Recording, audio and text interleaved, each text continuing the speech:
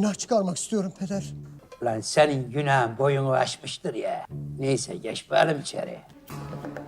İstersen ayağa kalk konuş.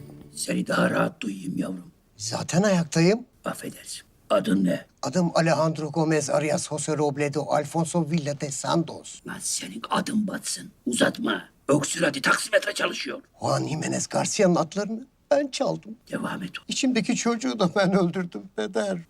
Kürtaj. En büyük günah. Yüce Tanrı beni affeder mi? Metin ol. Çık bakayım dışarı. Tanrı her zaman büyüktür.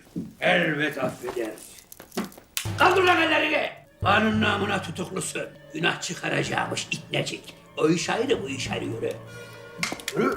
Bir şans daha Şerif. Yürü. Başlarım senin şansına. Şerif, şöyle halledebilir miyiz? Ne oluyor lan?